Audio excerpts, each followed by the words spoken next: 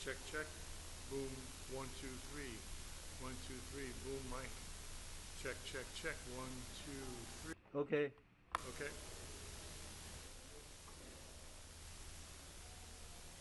This is boom mic number 2. Boom mic number 2. Okay. Okay.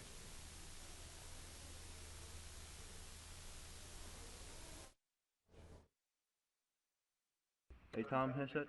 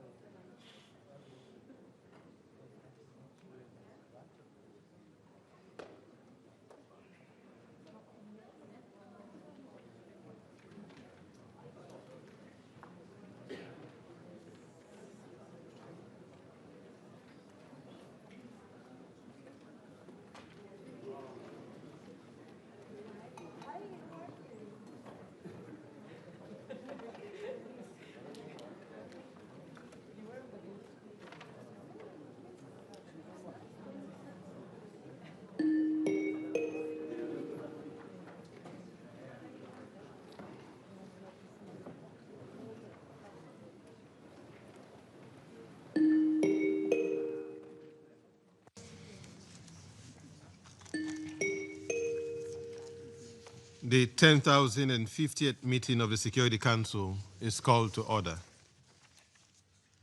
The provisional agenda for this meeting is maintenance of peace and security of Ukraine. The agenda is adopted. In accordance with Rule 37 of the Council's Provisional Rules of Procedure, I invite the representatives of Germany, Lithuania, Poland, Romania, Sweden, and Ukraine to participate in this meeting. It is so decided. In accordance with Rule 39 of the Council's Provisional Rules of Procedure, I invite the following briefers to participate in this meeting. Ms. Kanyako Goto, Officer in Charge, Europe, Central Asia, and Americas, Department of Political and Peace-Building Affairs and Peace Operations, and Ms. Idem Wosono, Director, Crisis Response Division, Office for the Coordination of Humanitarian Affairs. It is so decided. In accordance with Rule 39 of the Council's Provisional Rules of Procedure, I invite His Excellency Mr. Stavros Lambrinidis, Head of the Delegation of the European Union to the United Nations, to participate in this meeting. It is so decided. The Security Council will now begin its consideration of item 2 of the agenda. And I'll give the floor to Ms. Kayako Goto. Mr. President, Ukrainian civilians have continued to bear the brunt of the Russian Federation's escalating aerial campaign. Large-scale attacks on Ukraine's energy infrastructure have caused widespread and prolonged emergency power outages across most regions of the country, leaving millions without heating, water, or public transportation as temperatures plummet. Hospitals, residential buildings, railways, schools, cultural sites, diplomatic facilities, and even kindergartens have been hit. Most of the civilian casualties and damage continue to be reported in areas close to the front line, namely in Kherson, Kharkiv, Zaporizhzhia, Chernihiv, Sumy, and Donetsk regions of Ukraine. But the increased use of long-range weapons by the Russian Federation has placed many more civilians at risk. No region of Ukraine is safe. Just yesterday, at least 26 people, including 3 children, were reportedly killed in a Russian drone and missile attack on the western city of Ternopil. Dozens more, including children, were reportedly injured. Many remain missing under the rubble. This was one of the war's deadliest strikes on civilians. In addition, 2 other western regions, Lviv and Ivano-Frankivsk, were also hit. In the northeast, at least 46 people, including 2 children, were reportedly injured in a drone strike on the city of Kharkiv. We reiterate the Secretary General's strong condemnation of all such indiscriminate attacks against civilians. Yesterday's appalling strike follows another massive attack on 14 November, in which hundreds of Russian drones and many missiles hit Kyiv, reportedly killing at least 6 people and injuring many others. The attack also damaged the embassy of Azerbaijan, making it the second incident to impact diplomatic premises in the capital in recent months. The same day, Russian strikes also shook the Odessa region, reportedly killing 2 civilians there. We are concerned over the alarming increase in civilian casualties in Ukraine, with the overall figure from January to October 2025 already exceeding the total for all of last year. In Kyiv, the number of civilian casualties was nearly 3.8 times higher in the first 10 months of 2025 than in all of 2024. According to figures confirmed by the Office of the High Commissioner for Human Rights, Since the start of the Russian Federation's full-scale invasion of Ukraine in February 2022, 14,534 Ukrainian civilians, including 745 children, have been killed. 38,472 more civilians, including 2,375 children, have been injured. The war is reported to be increasingly affecting civilian populations inside the Russian Federation too. According to Russian authorities, in 2025, Ukrainian drone strikes have killed 392 people, including 22 children, in the Russian Federation and in the areas of Ukraine occupied by the Russian Federation. The United Nations is not in a position to verify or confirm these reports and figures. There are also reports of escalating Ukrainian strikes on Russian energy and industrial facilities. We recall that attacks on civilians and civilian infrastructure are prohibited under international humanitarian law. They are unacceptable wherever they occur and must stop immediately. In this context, since the escalation of the attacks on Ukraine's energy infrastructure, the United Nations, through United Nations Development Program, has continued to work with the government of Ukraine to increase the resilience and sustainability of the country's energy sector. UN support has benefited over 6 million people, enabling continued access to electricity, heating, water, and sanitation in severely affected regions. My colleague from the Office of the Coordination for Humanitarian Affairs, Eden Wosunu, will brief on the humanitarian situation and operations. This includes updates on the alarming security threats faced by humanitarian workers, including the attack that on 14 October hit the clearly marked UN humanitarian aid convoy. Mr. President, the past months have once again highlighted the fragility of nuclear safety and security during an active war. On 23 September, Europe's largest nuclear power plant, Ukraine's Zaporizhzhia nuclear power plant, lost all its off-site power for the 10th time since February 2022. After a month-long outage on 23 October, the plant was successfully reconnected to Ukraine's electrical grid. The required repairs were carried out under the protection of a local ceasefire negotiated by the International Atomic Energy Agency and observed by its teams on the ground. We commend the effort of the IAEA and continue to urge the sides to act responsibly. Any nuclear incident would have unimaginable consequences, not only for Ukraine and the Russian Federations, but far beyond. Such risk must be avoided at all costs. Mr. President, in all his engagements during the General Assembly, the Secretary General spared no effort to focus attention on the war in Ukraine and to uphold the United Nations' principled position in support of a just peace. As we meet today, Under Secretary General for Political and Peacebuilding Affairs, Rosemary DiCarlo, is wrapping up a visit to Ukraine. She traveled to Kyiv to ensure continued attention on developments in Ukraine and to personally reiterate the Secretary General's message of the United Nations' unwavering solidarity with the people of Ukraine. Mr. President, earlier this year, we were encouraged by the resumption of diplomatic efforts towards a ceasefire and a search for lasting peace. Nearly 4 years into this war, as the attacks escalate and casualties grow, and calls for an immediate and complete ceasefire increase, such efforts are even more critical. We urge concerted and inclusive diplomatic efforts resulting in tangible progress towards a just and lasting peace.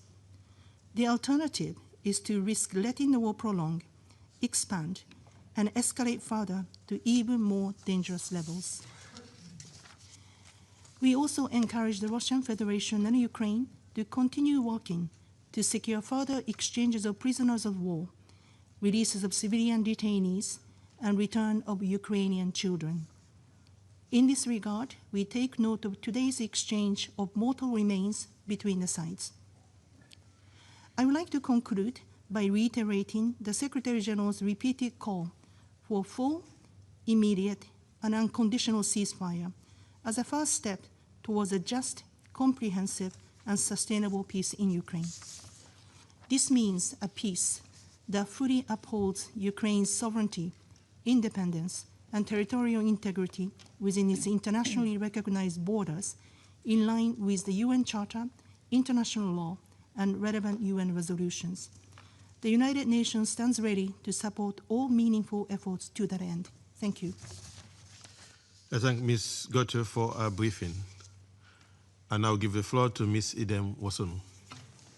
Mr. President, distinguished members of the Council, since OCHA's last briefing on 25 July, the toll of intensifying hostilities on civilians in Ukraine has continued to rise. Relentless missile and drone strikes day and night are killing and injuring civilians, destroying homes and damaging critical civilian infrastructure, including schools, health facilities, and energy distribution sites. For many, each air raid siren is a reminder that nowhere is truly safe.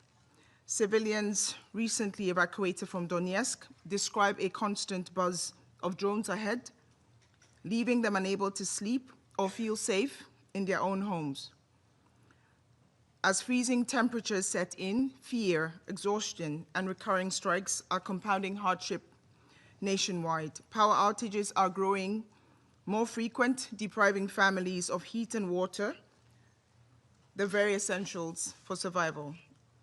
Allow me to share what we are seeing on the ground and what it means for our humanitarian response. In Pokrovsk and nearby Mirohrad, about 1,500 civilians, mostly older people, and those with limited mobility remain trapped without reliable access to water, power, or medical care. Just 100 kilometers further north in Lyman, fighting has left 3,000 people out of reach of humanitarian assistance. They fear being completely cut off, even as humanitarians stand ready to support whenever conditions allow. This deterioration comes amid a sharp rise in attacks harming civilian infrastructure, including health facilities. The World Health Organization has verified more than 500 attacks harming healthcare this year alone, leaving 19 dead and nearly 200 people injured. This includes an incident in October, as my DPP colleague mentioned, when a missile struck a children's hospital in Kherson, injuring civilians, including hospital staff. This pattern of attacks risks eroding an international legal framework that has taken more than a century to build. International humanitarian law demands that all feasible precautions need to be taken to avoid and minimize civilian harm. Indiscriminate attacks, including those that cause disproportionate civilian death, injury, or damage, are strictly prohibited. These fundamental rules must be upheld. At the same time, displacement and humanitarian needs are growing. Some 3.7 million people are displaced in Ukraine, and nearly 6 million are refugees. This year alone, about 122,000 people have been newly displaced, mainly from frontline oblasts. The vast majority are women, children, and older people, many having moved multiple times since 2022, and now shelter in temporary collective centers or unfinished buildings. Humanitarian organizations, including the United Nations and its partners, continue to deliver humanitarian assistance wherever access allows. Collective centers are being expanded to host new arrivals, while interagency convoys deliver food, water, medical supplies to those who remain in the hardest to reach frontline communities. Between January and September, humanitarian partners reached more than 4.2 million people, over 2/3 of the target for 2025. Yet, the challenges facing humanitarian workers remain immense. They continue to operate under constant threat of shelling, restricted access, damaged infrastructure, unpredictable security conditions, all the while striving to reach most in need, often at great personal risk. In October, the UN-led convoy, as already referred to in Kherson, was attacked while trying to reach a community needing assistance. Footage of the strike later circulated on social media. It shows humanitarian vehicles being treated as targets. They are categorically not. Protecting humanitarian aid is not optional. It is both a legal obligation and a basic standard of humanity. Humanitarian access in several frontline areas is also shrinking. At the same time, access to areas under Russian occupation remains extremely constrained. We seek sustained, predictable humanitarian access where civilians face growing humanitarian needs and have received little to no international assistance. We continue to urge the protection of civilians and civilian infrastructure, including humanitarian and medical personnel and assets, and for safe, predictable, and unimpeded, unfettered humanitarian access to all those in need. Mr. President, funding remains an additional major constraint to humanitarian operations. Of the $2.63 billion required under the 2025 Humanitarian Response Plan, we've received 46%. We are grateful to our donors. The winter component is thankfully 65%. May I say also in 2024, we received 77% of the funding received. We are hopeful. We urge you. Underfunding has a human cost. 72,000 displaced people lack adequate shelter. Survivors of conflict-related sexual violence are left without access to specialized care. An estimated 640,000 women and girls are affected by cuts to vital services, including those addressing gender-based violence. Overall, a growing mental health crisis leaves millions without psychosocial support. Through the humanitarian reset under Undersecretary General Tom Fletcher, we continue to sharply prioritize life-saving assistance and place affected people at the center of the response. The 2025-26 Humanitarian Needs and Response Plan is built around those core priorities, and the Ukraine Humanitarian Fund, again, thanks to our generous donors, is reinforcing them through channeling more resources to local partners and supporting targeted initiatives. Mr. President, the determination of Ukrainian communities is to survive and rebuild. That is remarkable. Teachers hold classes underground. Doctors perform surgeries without power. Volunteers drive along roads that are potentially mined to deliver aid, yet resilience is not protection. It cannot substitute for safety, dignity, or compliance with international humanitarian law, with international law. This Council and all members have a vital role to play in ensuring that international law is respected, a foundation of international peace and security. You also have a critical role in working toward an end to violence. Without it, human suffering and humanitarian needs will deepen. Humanitarian concerns must remain central to any future ceasefire or political process. The United Nations stands ready to make that happen. I thank you. I thank Ms. Wosono for briefing. I'll now give the floor to those council members who wish to make statement. I give the floor to the representative of Slovenia. Thank you, Mr. President. I wish to thank Ms. Goto and Ms. Wosorno for their briefings and their contribution to the discussion. Mr. President, we are now deep into the 4th year of Russia's aggression against Ukraine, the largest armed conflict Europe has seen since World War II. A conflict that has changed modern warfare, felt first and foremost by the civilians who bear the brunt of it. The latest overnight attack by Russia is a case in point. In one of the deadliest attacks against civilians since the war began, Russian missiles and drones reportedly killed at least 26 people in Ternopil. Slovenia condemns this attack in the strongest possible terms. With the winter approaching, Russia launched another campaign against Ukraine's energy infrastructure. Strikes on the power grid are intensifying, causing blackouts nationwide. These attacks disrupt heat, electricity, and water supply, creating extreme hardship, especially for older persons, persons with disabilities, and families with young children. These are deliberate attacks against the most vulnerable members of society. There is a clear pattern in Russia's drone warfare. No one is safe from attacks. Not near the front line, not hundreds of kilometers away. Russia's drones and missiles are the cause of more than half civilian casualties across Ukraine. Especially short-range drones surpass the impact of any other weapon type. They are killing and injuring civilians, striking homes and disrupting essential services. They are creating a coercive environment that has essentially become unlivable and has compelled thousands to flee. The Independent International Commission of Inquiry, in its latest report, concluded that these attacks constitute crimes against humanity of murder and forcible transfer of population. Mr. President, Russia is escalating its war against Ukraine. The numbers could not be clearer. Civilian casualties in Ukraine this year were 27% higher compared to the same period last year. This clearly underlies the urgent need for a full and unconditional ceasefire.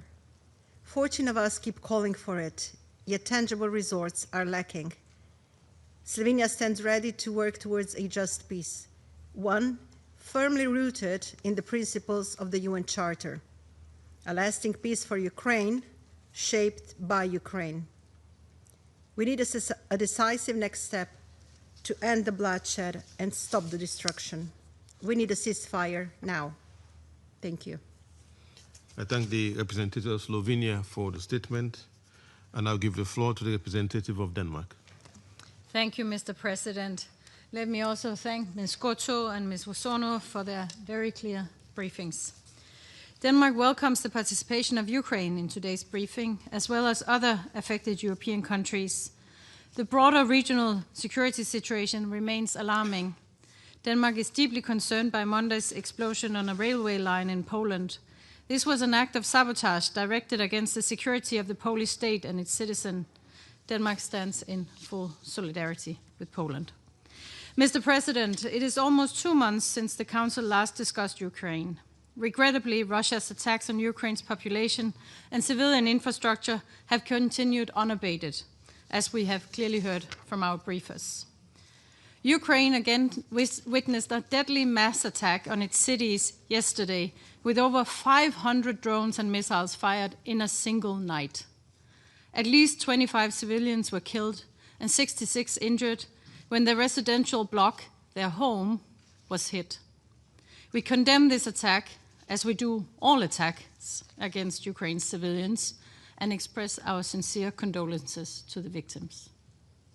The recent increase in attacks on Ukraine's civilian energy infrastructure is deeply cynical, especially in light of the approaching winter.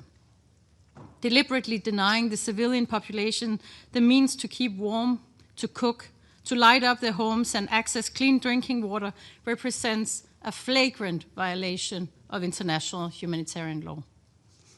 Another troubling development is the attack on electricity substations and transmission lines connected to nuclear power plants in Ukraine. This recklessly threatens the safe operation of civilian nuclear energy facilities. As we prepare to mark the 40th anniversary of the Chernobyl accident, we recall that this fallout did not respect national borders and impacted hundreds of thousands of square kilometers. We call for an immediate halt to these attacks that could lead to another nuclear accident with disastrous consequences. Mr. President, the deadly strike on a kindergarten in Kharkiv on the 22nd of October stands as a symbol of Russia's disregard for civilian lives. 1 person was killed, 9 were wounded, and it was only through the bravery of Ukraine's first responders that 48 young children trapped in the burning building were saved. Unbelievably, that was not the only Russian attack on Ukraine's children that same week. On the 29th of October, Russian artillery shelled the Kherson's Children's Hospital, injuring 9 civilians, including 4 children. Russia's illegal war of aggression is having a terrible impact on Ukraine's children, including the thousands forcibly transferred and deported by the Russian authorities. International monitors and humanitarian organizations need to verify their situation, safeguard their rights, and secure their swift return to Ukraine. It is our duty to act, to defend the fundamental rights of those too young to raise their own voices. On the human rights situation in the temporarily occupied territories, we recall the Independent International Commission of Inquiry's latest report.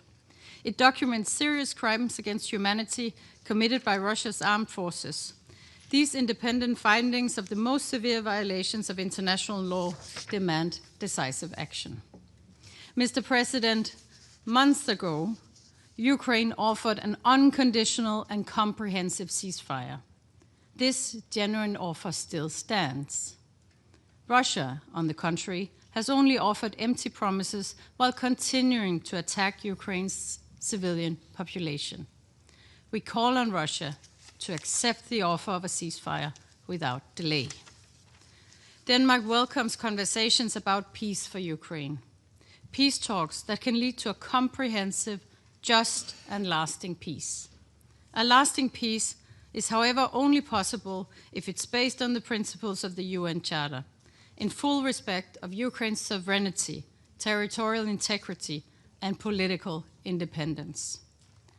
What is needed is a peace where Ukrainians can live in security, a peace with credible security guarantees to ensure this war cannot restart in the near future, a peace that does not reward the aggressor, leaving other countries constantly wondering if they will be next. Mr. President, let me conclude by reiterating Denmark's steadfast support to Ukraine and by reaffirming our fundamental position. Nothing about Ukraine without Ukraine. Nothing about European security without Europe. Millions of Ukrainian men, women, and children have suffered more than enough for far too long. They deserve a comprehensive, just, and lasting peace. A ceasefire remains the indispensable first step on this path. I thank you. I thank the representative of Denmark for the statement. I now give the floor to the representative of France. Thank you, Mr. President. I'd like to begin by thanking Ms. Kayoko Goto, Acting Assistant Secretary General for Political Affairs, as well as Ms. Edem Wasono, Director of Operations at the Office for the Coordination of Humanitarian Affairs. I thank them for their briefings and for telling us about a conflict that has lasted far too long.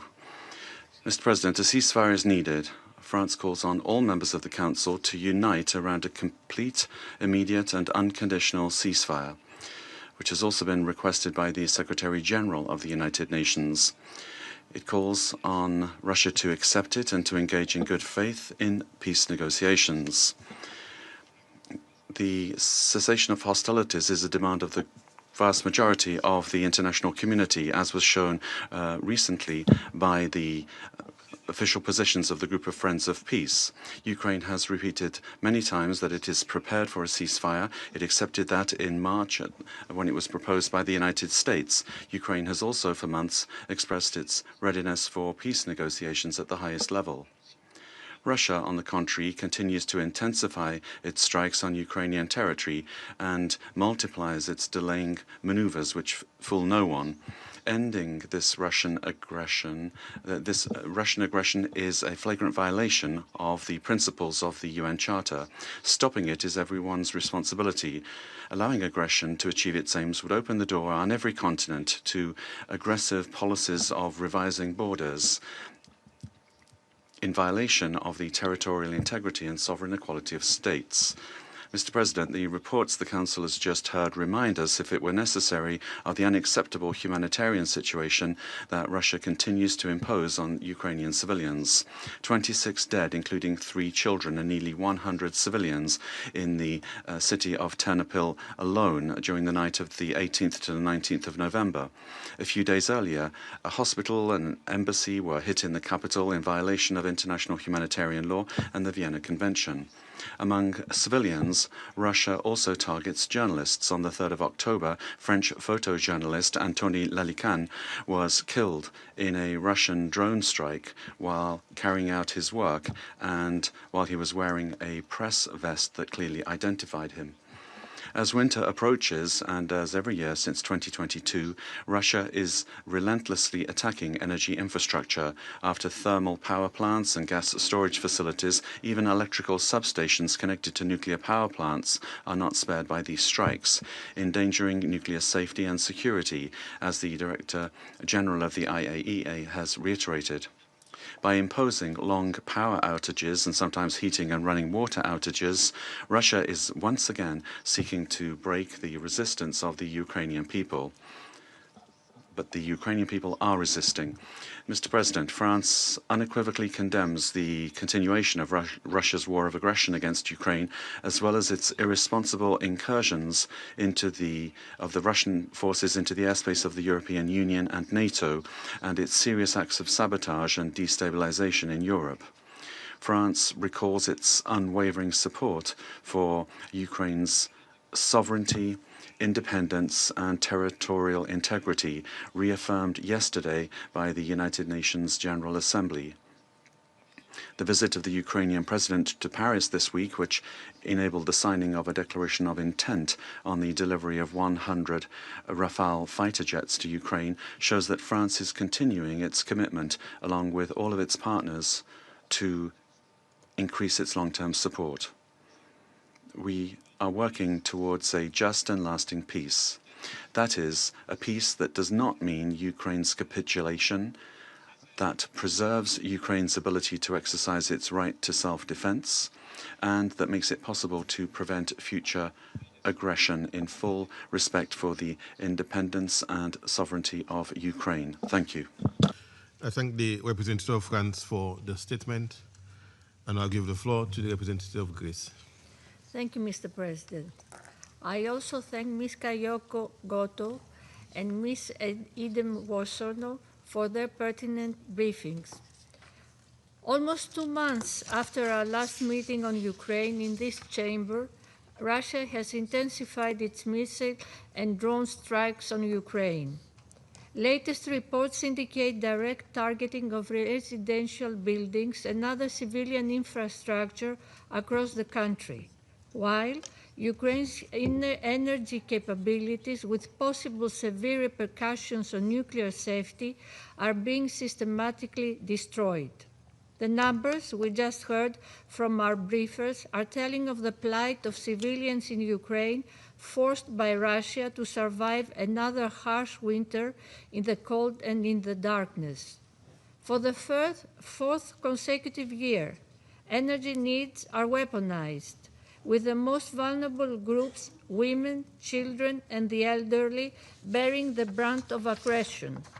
More than 3,000 children have been killed or injured in the course of this war. And today, on World Children's Day, we can't help but think of all the children whose lives and dreams were cut short. We also firmly support international efforts to ensure the safe return to Ukraine of all Ukrainian children unlawfully deported and transferred to Russia and Belarus. Once more, Greece reiterates its resolute condemnation of the massive civilian harm caused by such strikes as a blatant violation of international humanitarian law. On this occasion, we would like to express our deep sorrow for yesterday's horrendous, massive earth attacks, which targeted various Ukrainian cities and resulted to the death of 25 civilians, including 3 children. We also condemn all attacks against diplomatic missions in violation of the Vienna Convention, and we echo the Secretary General in recalling the principle of the inviolability of diplomatic premises. This war of aggression against Ukraine has broader repercussions for global peace and stability. The spillover effect of violence has affected Poland and other neighboring countries and risks to spiral out of control. Russian attacks in the Black Sea endanger lives, pose immense environmental risks, and have ripple effects on energy, food, and maritime security, as well as on supply chains on a global scale. Mr. President, Greece has consistently backed all efforts to put an end to the war in Ukraine. We call on Russia to abandon the path of escalation and engage with the US and Ukraine in goodwill. We stress the need for a full and unconditional ceasefire as a first step toward launching a genuine process that will ensure a comprehensive, just, and lasting peace. In full compliance with international law, the UN Charter, relevant General Assembly resolutions, and the Helsinki Final Act. This is clearly the urgent request of the vast majority of the UN membership. Greece reaffirms its firm and unwavering support for Ukraine's independence, sovereignty, and territorial integrity within internationally recognized borders, a principled stance rooted in respect for international law, the UN Charter, and consistent with the belief that the use of force cannot be tolerated. For Greece, the inviolability of borders is non-negotiable. Greece will continue to stand by Ukraine, and through the new vertical gas corridor will contribute decisively to meeting Ukraine's natural gas needs for the upcoming winter. Mr. President, it is also clear that no peace decisions for Ukraine can be taken without Ukraine. We will continue supporting an independent, democratic, and sovereign future for Ukraine, founded on credible and robust security guarantees which will deter any recurrence of armed aggression and allow Ukraine to defend itself effectively. Thank you. I thank the representative of Greece for her statement. I now give the floor to the representative of Pakistan. Thank you, Mr. President. We would also like to join colleagues in thanking Ms. Goto and Ms. Vasonu for their respective briefings. President, Pakistan expresses its profound concern over the continued hostilities that are, in fact, perpetuating the conflict in Ukraine. Well into its fourth year, the conflict has had deep impact on regional and international security landscape. The relentless fighting has also resulted in immense human suffering. And the risk of regional spillover remains a major concern. We are deeply perturbed by the expansion of hostilities, targeting of civilians and civil infrastructure, and the exponentially mounting humanitarian toll. Protection of civilian lives and infrastructures should remain paramount. We reiterate the call for upholding international humanitarian law.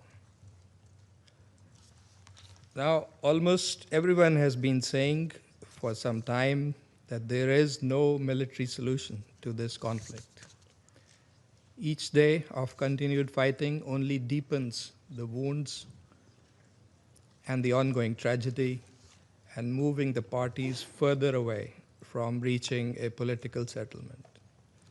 We again call upon the parties to demonstrate restraint, take meaningful strides towards de-escalation, and work earnestly towards a ceasefire through a sustained and meaningful dialogue process.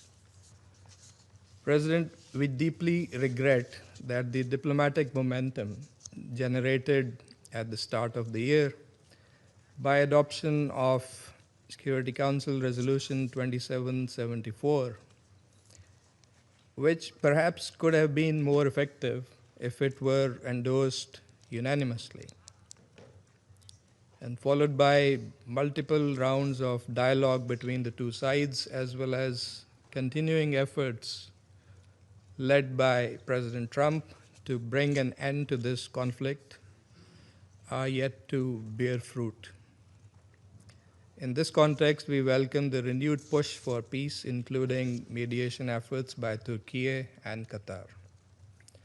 A solution that is acceptable to all parties can, in fact, silence the guns and ensure lasting peace.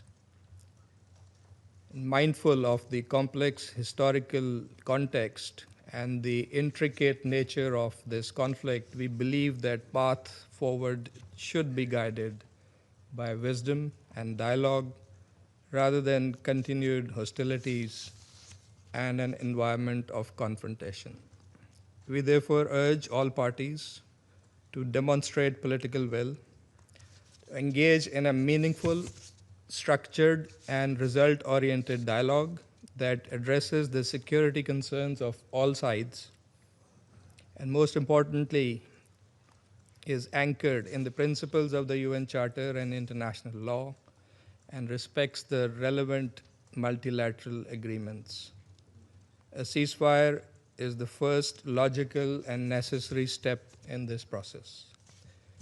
Pakistan is a firm believer in the power of dialogue and diplomacy, and will continue to support all endeavors aimed at resolving the issue peacefully and in a just, comprehensive, and durable manner. I thank you. I thank the representative of Pakistan for his statement. I now give the floor to the representative of the United Kingdom. Thank you, President. I thank Ms. Gotto and Ms. Wosonu for their briefing today, and I welcome the participation of the representative of Ukraine, along with other countries of the region. Colleagues, today, on World Children's Day, we are reminded of the Ukrainian children who've become victims of Russia's illegal invasion and imperialist warmongering. Of the nearly 53,000 verified civilian casualties from the start of the full-scale invasion, more than 3,000 have been children. These figures don't include the attack 2 nights ago, which reportedly killed a further 26 people, including 3 children. Russia has destroyed 358 educational institutions through aerial bombardments and damaged a further 3,161. Just last month, as we've heard, Russian strikes hit a kindergarten in Kharkiv. These attacks are part of a larger pattern. Russia is ramping up its attacks on civilian and energy infrastructure, directly resulting in even greater humanitarian crisis as winter sets in. Since May, Russia has launched the 32 largest air attacks of the entire war. The latest UN Commission of Inquiry on Ukraine report has concluded that Russia's repeated attacks with short-range drones against civilians amount to crimes against humanity and war crimes. But aerial attacks are not the only threat that Ukrainian children face. The Russian government has forcibly transferred children from their homes and communities. This is a naked attempt to erase Ukrainian identity and with it, Ukraine's future. Let's be clear. These actions are signs of desperation. Russia's victory is not inevitable.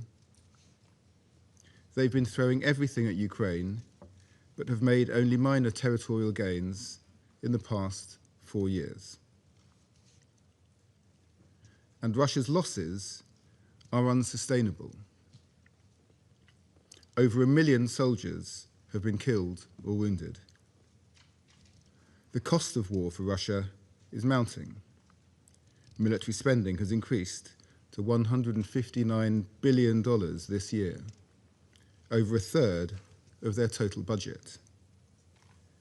Money that could be spent on the well-being of Russian citizens.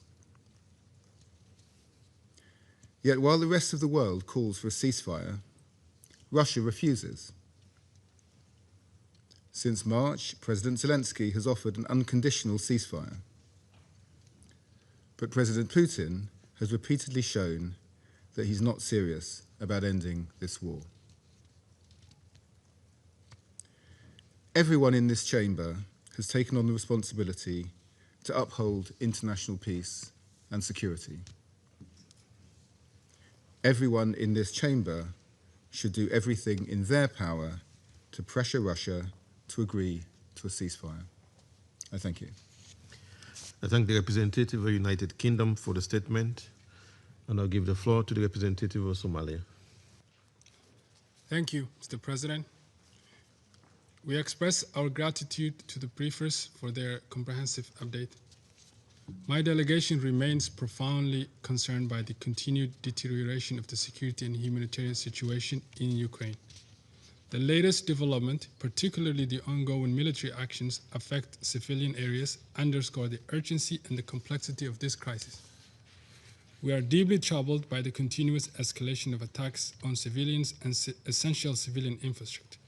The protection of civilians, particularly the most vulnerable, and the preservation of critical infrastructure are non-negotiable obligations enshrined in international humanitarian law.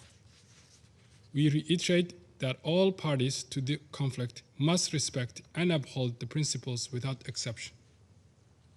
Hospitals, power grids, and homes must never be targeted. On this occasion, as the world observes World Children's Day, marking the anniversary of the signing of the Convention on the Rights of the Child, we voice our profound alarm regarding the adverse effects of this conflict on children. Their protection must be paramount, and we urge all parties to the conflict to do so. Mr. President, we remain convinced there can be no military solution to this protracted conflict. Continued hostility only serves to prolong suffering and further diminish the prospect for a sustainable peace. Dialogue and diplomacy remain the sole means to bring about an end to this conflict. We call upon all sides to exercise utmost restraint, de-escalate the fighting, and commit to an immediate and comprehensive ceasefire. A durable resolution must address the underlying root causes of the conflict and consistent with the principles of the United Nations Charter. We underscore that a just and lasting peace will necessitate compromise, confidence-building measures, and genuine commitment to negotiations from all parties. In closing, Mr. President, my delegation reaffirms its unwavering support for all diplomatic efforts aimed at achieving a resolution that restores peace, security, and stability. As we have repeatedly said, the people of Ukraine and all those affected by this conflict deserve a future founded upon peace, security, and dignity. I thank you. I thank the representative of Somalia for the statement, and I'll give the floor to the representative of Panama. Thank you, Mr. President. We appreciate the participation of Ms. Kayoko Goto from the Division for Europe, Central Asia and the Americas of the Department of Political and Peacebuilding Affairs, and Ms. Edem Wosono, Director of the Operations and Advocacy Division in the Office of the Coordination of Humanitarian Affairs, OCHA, who have provided valuable information on the situation on the ground. We take note of the presence of the representatives of the other countries honoring us with their presence. Panama would observe, based on the information presented by the speakers, that the conflict in Ukraine continues in an unacceptable spiral of violence and remains a constant item on this Council's agenda, given its length and its direct impact on the civilian population. In this regard, we reiterate that establishing a ceasefire and halting hostilities already delayed for far too long is an urgent step towards a just and lasting peace in Ukraine, in line with recent statements by the Secretary-General Antonio Guterres. Panama regrets the recent attacks, which have left dozens of civilians dead and injured, multiplied the suffering of the civilian population, especially the most vulnerable, including children, and we commemorate them today. And also there's been serious damage to infrastructure on both sides of the border. In light of this situation, Panama reaffirms that the protection of civilians is an inescapable obligation and urges that safe, unconditional access for humanitarian workers and assistance be guaranteed.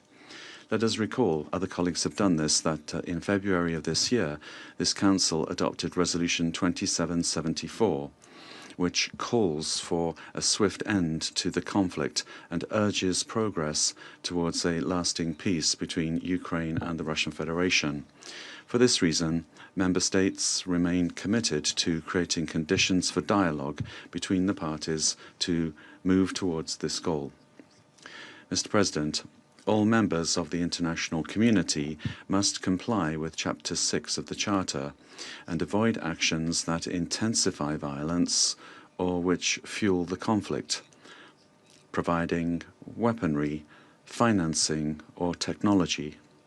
Prolonging this conflict indefinitely is unacceptable.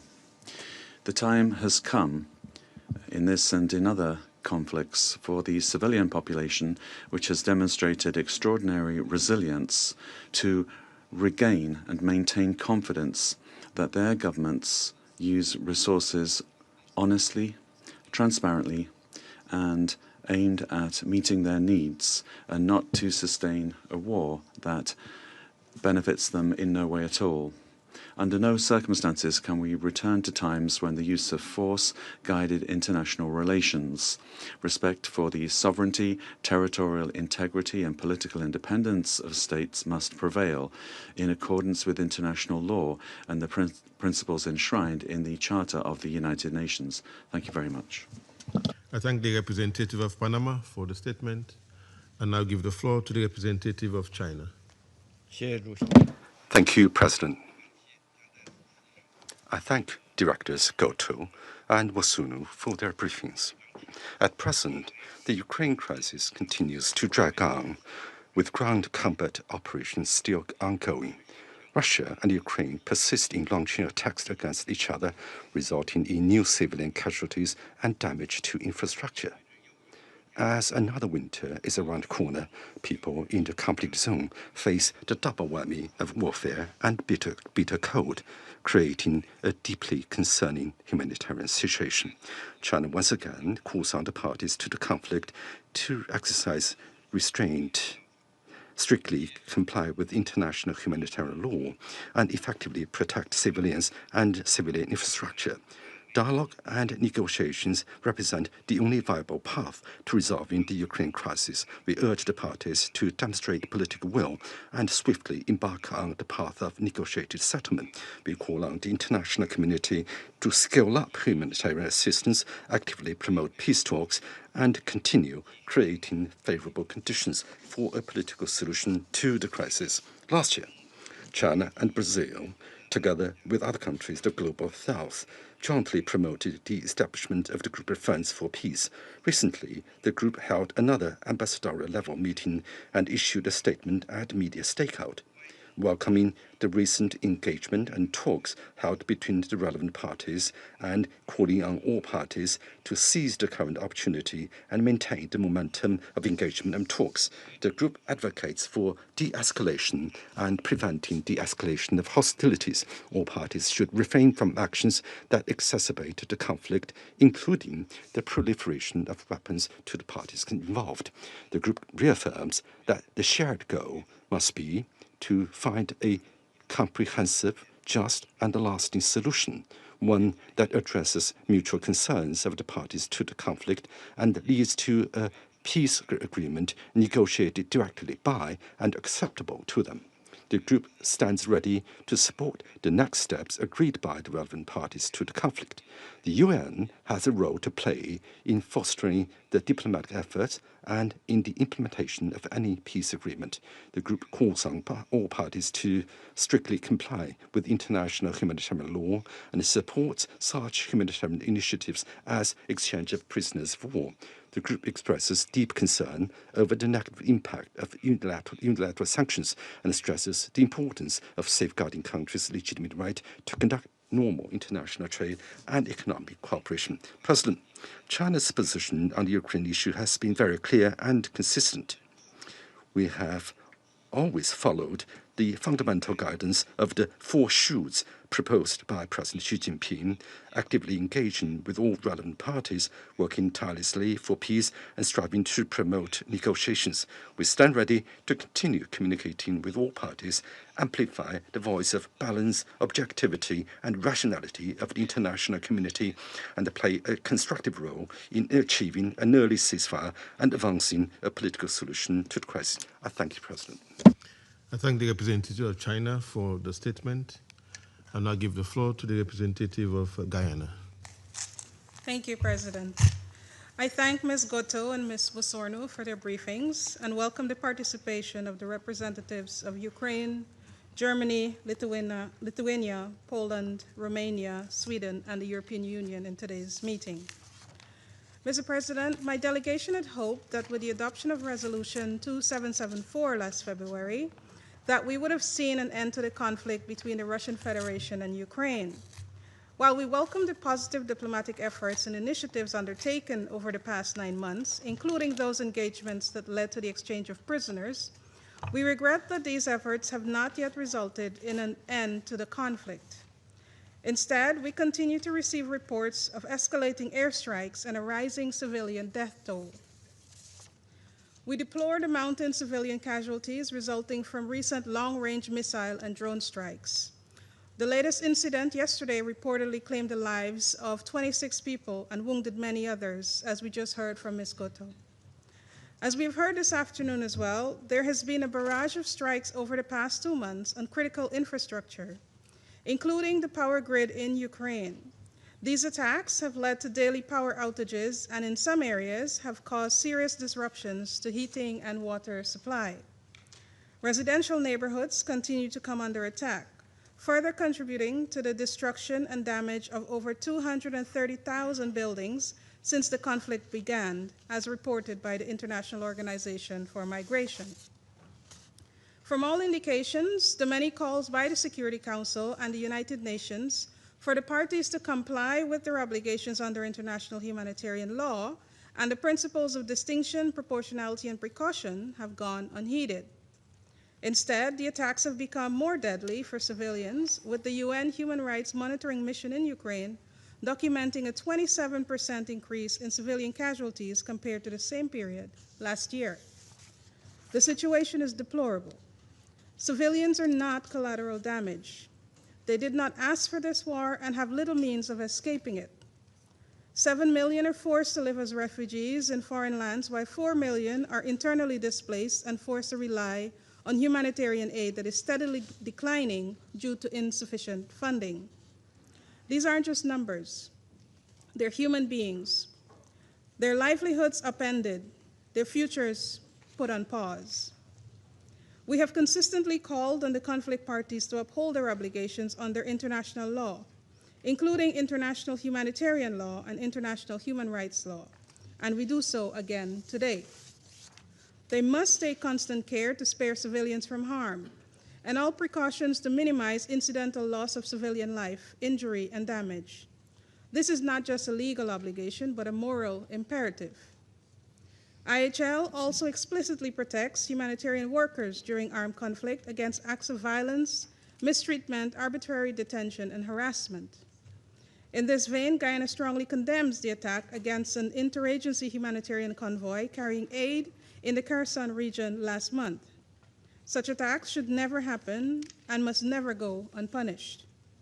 We demand unimpeded access for humanitarian workers to all civilians in need. Mr. President, much continues to be said about the ineffectiveness of the United Nations in stopping conflicts. However, it is important to recognize that the organization's effectiveness is intrinsically linked to the political will matched with concrete actions of its member states. Without active engagement and genuine determination of members to uphold their responsibilities, the United Nations cannot fulfill its mandate to maintain international peace and security. We therefore urge the parties to the conflict, as well as every member state of the United Nations, to demonstrate the necessary determination and unity to bring this devastating war to an end. We hope that the ongoing diplomatic engagements, including in Turkey, will yield concrete results. In closing, Guyana reiterates its call for full respect for the purposes and principles of the United Nations Charter and the territorial integrity and sovereignty of Ukraine. In this regard, we urge the Russian Federation to withdraw its military forces from the internationally recognized territory of Ukraine. We also echo the Secretary General's call for an immediate and unconditional ceasefire as a first step towards a just, comprehensive, and sustainable peace that upholds Ukraine's sovereignty, independence, and territorial integrity. We also continue to emphasize that a strong and coordinated effort must be made to end the hostilities, not only to uphold the principles of international humanitarian law, but most importantly, to protect the lives of civilians who continue to suffer on the front lines and beyond. Their safety and well-being must be placed at the forefront of all actions and decisions taken in the pursuit of peace. A call for peace is always relevant, and the choice of peace is never too late. The time to answer that call and to choose peace is now. I thank you. I thank the representative of Guyana for the statement. I now give the floor to the representative of Republic of Korea. Thank you, Mr. President. I also thank Director Goto and OCHA Director Usorno for the timely briefing, and welcome the representatives of Ukraine and other European community. After nearly 2 months since our last council meeting on Ukraine, we assembled here today once again, 1,364 days into this ongoing war. As Ukraine families are now gearing up the post-consecutive winter of war, the full gravity of the conflict has continued unabated. And this is occurring despite the clear calls of the international community to end the fighting and forge durable peace, to charter a brighter future for Ukraine, Russia, and the region. Under this backdrop, I'd like to expand on the following key points. First, the Republic of Korea is deeply concerned by the continuance of the war. The indiscriminated targeting of critical infrastructure remains alarming. Residential areas, energy sites, health and education facilities, even cultural locations are not spared, demonstrating the ferocity of this conflict. Attacks against the civilian and civilian infrastructure constitute a violation of international humanitarian law. In this context, we deplore yesterday's deadly attack on western Ukraine side that killed 26 people, including 3 children, in Ternopil. Second, the mounting civilian suffering and tragic humanitarian toll further exemplify the imperative of ending the war and advancing peace. Indeed, the Republic of Korea underlined the vital necessity of pursuing expedient and concrete steps toward a full, immediate, and unconditional cessation of all hostility in line with the Security Council Resolution 2774 to ensure lasting peace between Russia and Ukraine. We take this opportunity to commend the leadership of the U.S. in pursuit of peace. My government supports inclusive efforts and diplomatic initiatives to rekindle dialogue and the war. In this connection, we encourage all parties to return to the negotiating table so the killing and destruction stops, children can emerge from the bomb shelters, and soldiers return home. Third, my government continues to be gravely concerned by ongoing Russia and DPRK military cooperation, which includes illicit arms and ballistic missile transports, as well as mass troop deployment. Reportedly, this entails 5,000 new engineering troops from DPRK that have recently begun to be dispatched to Russia. These new arrivals join the roughly 10,000 DPRK soldiers deployed around the Russian-Ukraine border, alongside another 1,000 military engineers that have been sent to remove landmines on the ground. These violate the UN Charter and Council resolutions, undermine global non-proliferation, and prolonged and internationalized conflict, and bring security concerns on the Korean Peninsula. Mr. President, as vulnerable communities prepare the post-dark winter under fire, let us reinvigorate our efforts to end this blood chapter of war and start a new effort of peace. We reiterate our principled call for swift ceasefire and end to all hostility. I thank you. I thank the representative of Republic of Korea for the statement. I now give the floor to the representative of Russian Federation.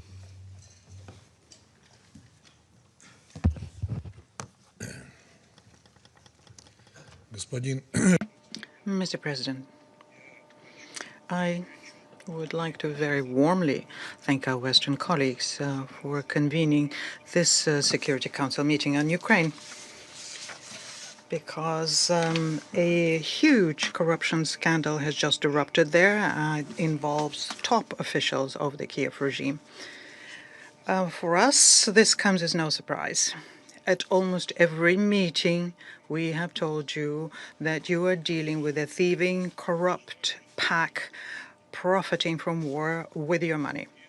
It was not even a secret that fell open. It was so obvious that only the blind could fail to notice it. And here one is tempted to ask a question from a well-known skit which would be familiar to Russian and Ukrainian audiences. Question, where's the money? Answer, what money? On the 10th of November, the Ukraine's National Anti-Corruption Bureau, after a series of searches, reported uncovering large-scale embezzlement at Energoatom, which is the operator of Ukraine's nuclear power plants. According to the investigation, the organizer and the main beneficiary of the illegal enrichment scheme was Timur Mindich, Zelensky's longtime associate. NABU says that in just 1 year, members of this criminal network laundered about $100 million in kickbacks. And the same corruption scheme operated in the defense sector. The true scale of this scandal is something that we can only guess at right now, but here's just the tip of the iceberg. I haven't heard anyone at this meeting say a word about that. Meanwhile, Zelensky continues to tour European cities, begging for money and weapons to spend it for his own benefit and that of his inner circle. But Europe has no money left for Ukraine. Europe needs to rearm its own armies to prepare, as they hysterically claim, be ready for war with Russia by 2030. And where will they get money for Ukraine? Well, they can be stolen by stealing Russia's sovereign assets, for example, but this hasn't worked so far.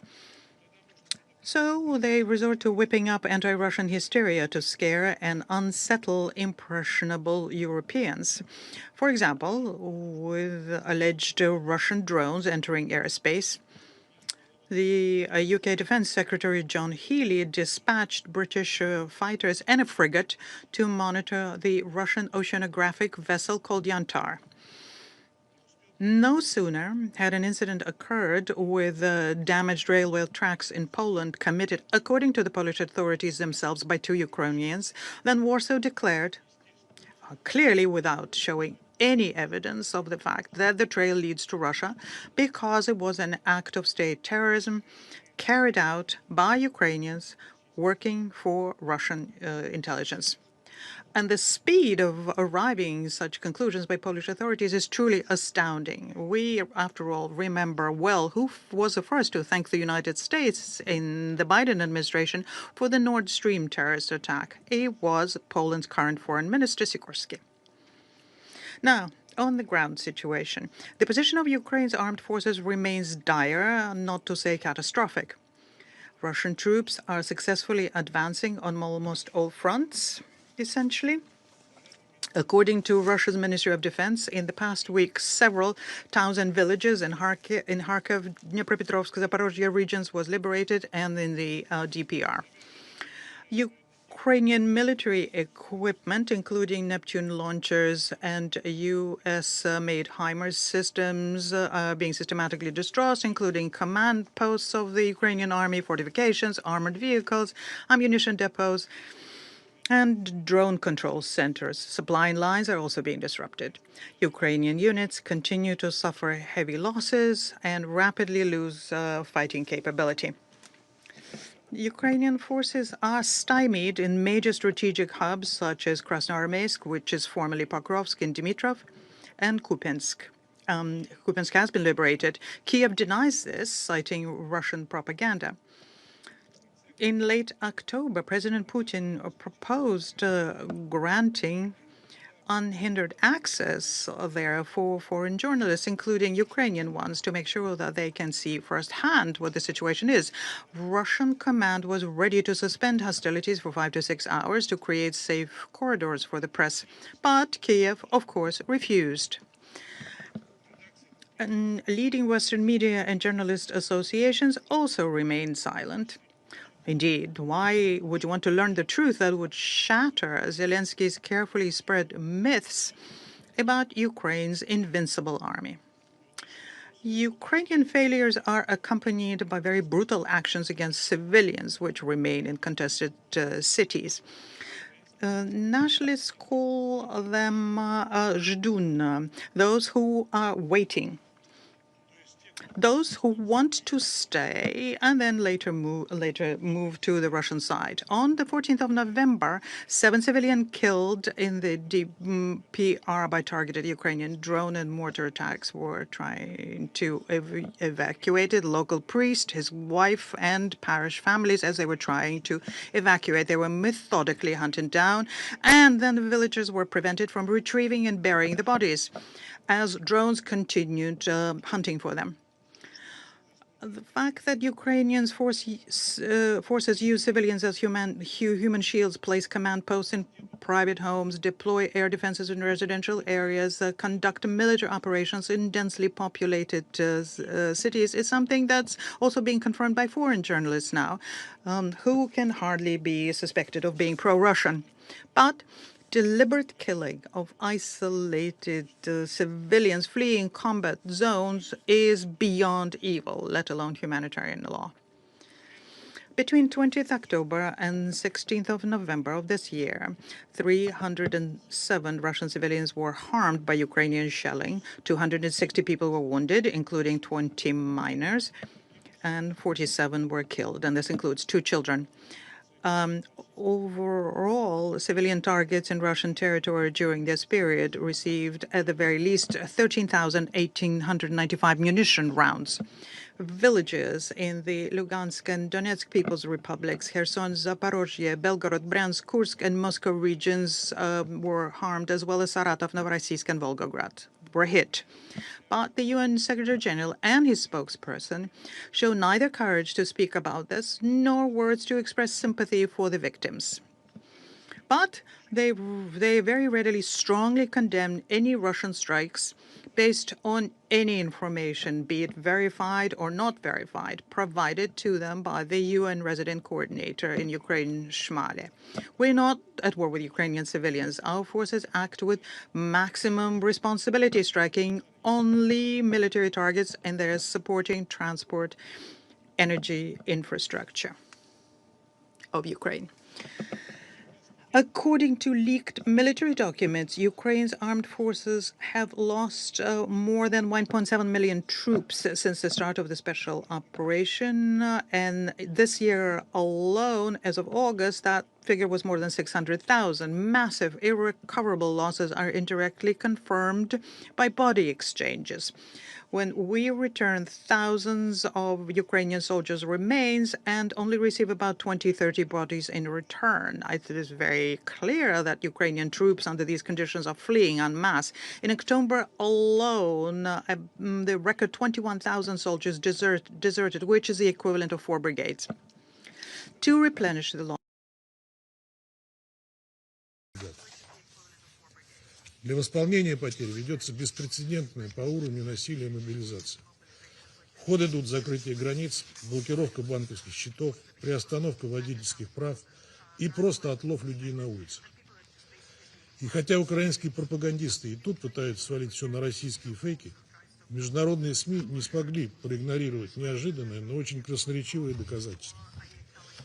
В начале ноября Украину с визитом посетила Анджелина Джоли. Ее охранника задержали прямо у нее на глазах и доставили для проверки в призывной пункт. Всего за пару недель до этого инцидента таким же образом был мобилизован украинский журналист, работающий с британскими корреспондентами из издания «Сан». На этом фоне продолжает обсуждаться снижение возраста для обязательной мобилизации с 25 до 22 лет. 12 ноября мэр Киева Виталий Кличко озвучил эту инициативу в интервью изданию «Политика». Так дело скоро дойдет и до Гитлер-Югенда. Господин председатель, несмотря на окружение значительного количества украинских войск, колоссальные потери, насильственную мобилизацию, угрозы для мирного населения, главарь киевского режима запрещает признавать утрату городов, отдает приказы об удержании позиций до последнего бойца, запрещает отступать. Такая линия украинского руководства не имеет никакого отношения к военной реальности и носит чисто политический характер. Зеленский хочет показать западным спонсорам, что фронт держится с расчетом на продолжение финансирования войны с Россией. Ему нужны миллиарды долларов для того, чтобы война продолжалась, в том числе для обогащения его и его признаков, и сохранялись основания для того, чтобы оставаться у власти. При этом со стороны Киева мы слышим отчаянные призывы о прекращении огня. Это же мы слышим и от европейских подельников Зеленского. Цена этим призывам нам очевидна. Так называемое немедленное и скорейшее прекращение огня необходимо им лишь для того, чтобы терпящие поражение за поражением ВСУ получили долгожданную передышку. Что же касается лицемерных призывов наших бывших европейских партнеров к миру, то режим Зеленского и его кураторы не нацелены на мир, а эскалация противостояния в их интересах. Еще на прошлой неделе первый замминотдела Украины, хорошо знакомый вам Кислица, прямо сказал, что Киев официально приостановил мирные переговоры с Москвой. Фактически еще летом украинская делегация перестала реагировать на предложения России, в том числе касающиеся создания рабочих групп по политическим, гуманитарным и военным вопросам. Что же касается нынешних заявлений Зеленского из Стамбула и европейских столиц, то это не что иное, как попытка отвлечь внимание от чудовищного коррупционного скандала. Мы с самого первого дня ясно заявили о целях спецоперации. Неблоковая Украина, ее денацификация, прекращение гонений на все русское, соблюдение прав всех живущих там граждан. Однако подлинного желания Киева сесть за стол переговоров для того, чтобы обсудить ключевые аспекты решения украинского кризиса, мы не видим. Господин председатель, хотели бы в заключение в очередной раз зафиксировать наше принципиальное несогласие с приглашением на сегодняшнее заседание делегаций столь большого числа стран по правилам 37 и 39. Их, помимо Украины, набралось целых 7, и все они целых 6, и все они являются членами либо союзниками НАТО и ЕС. Руководствуется сугубо блоковой дисциплиной, абсолютно никакой добавленной стоимости дискуссии не привносит. Каждый раз эти делегации тратят ценное время Совета, зачитывая, по сути, одни и те же заезженные тезисы, к тому же практически копирующие выступления представителей Евросоюза. Мы категорически против превращения заседаний Совета Безопасности в ток-шоу с целью под камерой отработать методичку для своей внутренней аудитории. Считаем, что такой подход подрывает авторитет Совета. Благодарю вас. I thank the representative of Russian Federation for the statement. And I give the floor to the representative of the United States. Thank you, Mr. President. And thank you, Director Goto, Director Wosornu, for your briefings today. Colleagues, we have yet another winter approaching, Ukraine's fourth, since Russia launched its invasion. And it is imperative to end this war and begin the process of rebuilding. Colleagues, diplomacy is the only path to a durable and just peace. The United States has invested at the highest levels, the President of the United States personally, to end this war. We have proposed generous terms for Russia, including sanctions relief. We have asked Russia to halt its attacks and meet directly with Ukraine to negotiate a peaceful settlement. Unfortunately, the fighting continues, tragically causing more civilian casualties. And we've also seen incursions now into the airspace of third countries, including of our NATO allies, actions that risk widening this conflict even further. Ukraine's counterattacks, in turn, have hit Russia's energy sector and other critical infrastructure, further constraining Russia's ability to fuel its war economy. And Russia has now suffered more than 1 million casualties. It has endured severe international sanctions. Colleagues, the bottom line is the costs to all sides have been devastating, and it is beyond time for this war to end.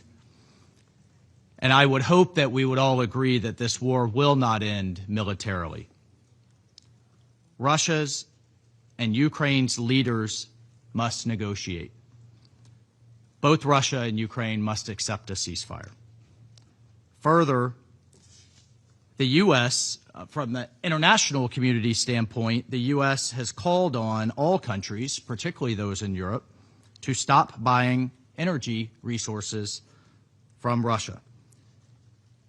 And we have imposed additional sanctions on Russia's two largest oil companies, Rosneft and Lukoil.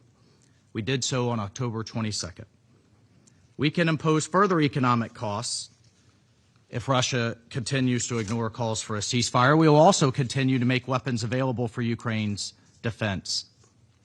Colleagues, finally, we cannot let this meeting pass without calling for the return of the kidnapped and missing children from Ukraine, for the resolution of that issue.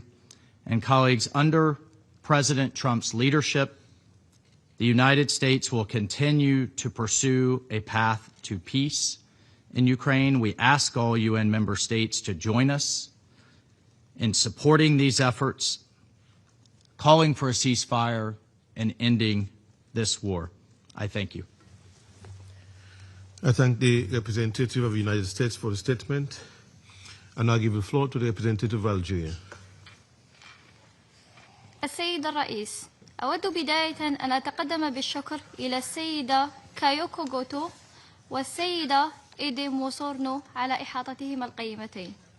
السيد الرئيس، تعكس التطورات الراهنة التي يعرفها الصراع الروسي الأوكراني مشهدا آخر من التصعيد، وذلك على وقع الاشتباكات العسكرية المتبادلة التي لا تزال تشكل يوما بعد يوم خطرا داهما على السلم والأمن الدوليين. وإذ تعرب بلادي عن قلقها جراء احتدام الصراع واستمرار الهجمات العسكرية بين الطرفين، لا سيما باستخدام الصواريخ والمسيرات، فإنها تعتبر أن إطالة أمد هذا الصراع لن يترتب عنه سوى تدهور للوضع الإنساني وسقوط لمزيد من الضحايا المدنيين بما فيهم النساء والأطفال والشيوخ، وإلحاقه لأضرار مدمرة بالبنى التحتية الأساسية، لا سيما ونحن على مشارف فصل الشتاء. وما يبعث للقلق أيضا هو استمرار منطق التصعيد بين الطرفين على الرغم من مبادرات الوساطة التي قد شهدناها، والتي كانت تهدف إلى التخفيف من حدة الصراع وتقريب وجهات النظر وإحراز بعض التقدم في مسار البحث عن حل سياسي سلمي قد يرضي الطرفين ويضع حلا لهذه الحرب. وفي هذا الصدد يود وفد بلادي التأكيد على النقاط التالية. أولاً، تجدد الجزائر دعوتها لوضع حد نهائي للمواجهات بين الطرفين، كما تجدد إدانتها لانتهاكات القانون الدولي، وتدعو الطرفين للالتزام بقواعده بما فيها أحكام القانون الدولي الإنساني والحد من تدهور الأوضاع الإنسانية وضمان حماية المدنيين العزل، وكذا البنى التحتية المدنية والحيوية. ثانياً، تحث بلاد الجانبين الروسي والأوكراني للتمسك بروح الحوار والتفاوض كأولوية قصوى وخيار أمثل وفعال لتهدئة الأوضاع ولتطوير تفاهمات مشتركة، عوضاً عن اللجوء إلى التصعيد والاحتدام اللذان لن يفضيا إلا لتعزيز الهواجس الأمنية وتقويض السلم والأمن الدوليين. ثالثاً، تشجع الجزائر الطرفين على تجديد انخراطهما البناء وبحسن نية في المفاوضات المباشرة وتكثيف الجهود الدبلوماسية لإحياء المسار السلمي للنزاع بشكل مستمر ودائم. وندعو في هذا الإطار لتعزيز المشاورات من أجل استئناف عمليات تبادل الأسرى والإفراج عن المحتجزين، بغية تعزيز المساعي التوافقية وتمهيد الطريق نحو تثمين العمل المشترك لحل هذا النزاع. رابعاً، نجدد دعوتنا كذلك للمجتمع الدولي للإسهام بشكل بناء بعيداً عن الاستقطاب والتجاذبات الجيوسياسية، وذلك لتقليص التباينات بين الطرفين وتجنب التصعيد العسكري، بهدف تسهيل فرص الوصول إلى تسوية وحل عادل ودائم بين الطرفين. وفي الختام، تبقى الجزائر ملتزمة في دعم أي جهود دولية ترمي إلى إيجاد حل سياسي عادل ودائم يقوم على مبادئ ومقاصد ميثاق الأمم المتحدة ويراعي الشواغل الأمنية المشروعة للطرفين. وشكرا. I thank the representative of Algeria for the statement. I shall now make a statement in my capacity as the representative of Sierra Leone. Colleagues, Sierra Leone notes the imperative of lasting peace and stability in Ukraine and the wider European region. This meeting must therefore support the path to peace through dialogue. I thank Officer in Charge Kayoko Goto and Director Idem Osono for their briefings. As the Russian-Ukraine conflict enters its 1,365th day, the civilian population continues to suffer. The United Nations monitoring mission in Ukraine has reported that civilian casualties from January to October 2025 has been significantly higher than the same period last year, with at least 14,500 civilians in Ukraine killed since February 2022. It is way past time for the conflict parties to engage in diplomatic dialogue to seek a cessation of hostilities and work towards a political solution to end the conflict. As we have heard from our briefers today, the intensified use of long-range missiles and drones in heavily populated areas of Ukraine continues to result in fatalities and injuries for civilians, including children. The drone attack on a kindergarten in Kharkiv last month, which resulted in 1 death and over 9 injuries, and for which we can only hope the innocent children who had to be evacuated to shelters can recover, is emblematic of the dire impact of this conflict. The horrors of war faced by millions of children in Ukraine, as well as in Russia, should serve as an impetus for the conflict parties to respond to continuous call for an immediate ceasefire and a lasting peace through dialogue by the members of the Council. Sierra Leone is particularly concerned that as fighting continues for a fourth winter of sub-zero temperatures, the people of Ukraine face heightened risk of death and suffering. The deliberate targeting of energy infrastructure in this conflict has resulted in widespread destruction of the country's power grid, which is reportedly operating at a third of its generation and transmission capacity. Increased power outages and prolonged disruption of heating, electricity, and water supply further endanger the lives of the elderly, disabled, and millions of displaced persons deepening the humanitarian crisis. Attacks and damage to energy facilities have further disrupted learning for the millions of children in Ukraine who are enrolled in online learning. The targeted attack on civilians and civilian infrastructure that have characterized this conflict as serious violations of international humanitarian law. Military operations around nuclear sites and other critical energy infrastructure are unacceptable and contrary to IHL. So it reiterates its call for the parties to the conflict to respect international law, in particular international humanitarian law and international human rights law. Civilians must be protected from harm, including by taking necessary precautions to spare them from military attacks. In this regard, we urge the parties to the conflict to refrain from operating in and around civilian infrastructure, including deliberate targeting of energy, water, sanitation systems which are essential to life. Noting the warning from OCHA and other humanitarian organizations that this coming winter will be particularly difficult for people in Ukraine, faced with soaring prices, job losses, and little or no income and savings in a wartime economy. So it calls for urgent and increased support for the humanitarian response plan, including the winterization aid plans that provide cash assistance, food, water, medicine, and essential winter supplies to millions of people. Colleagues, the Security Council has to ensure the implementation of Resolution 2774. After almost 4 years of fighting, it is clear that this conflict will not address the legitimate concerns of the parties without negotiations. We therefore reiterate our call for the parties to the conflict to engage in good faith diplomatic dialogue towards an immediate cessation of hostilities, a ceasefire as the first step to an agreement for lasting peace in line with Article 33 of the Charter of the United Nations. We reiterate our call for the respect of the sovereignty and territorial integrity of Ukraine, and as well the legitimate concerns of all parties to be addressed. I thank you. I resume my function as President of the Council, and I'll give the floor to the representative of Ukraine. Thank you, Mr. President. I wish to thank Sierra Leone Presidency for convening today's meeting. We are also grateful to the briefers from DPPA, Ms. Kayoko Goto, and OCHA, Ms. Adam Vosorno, for their comprehensive and principled presentations. Thank you to Council members for the decisive, strong statements, despite the propaganda and manipulation and lies that come from behind the nameplate Russian Federation. Since the Council last met on Ukraine in September, the security situation in my country has worsened dramatically.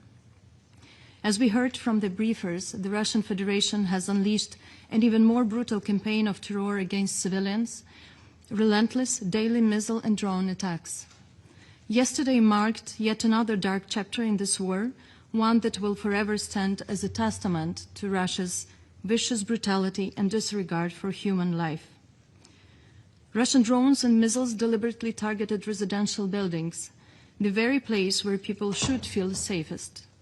This latest strike involved 48 missiles, an enormous barrage, and 476 attack drones.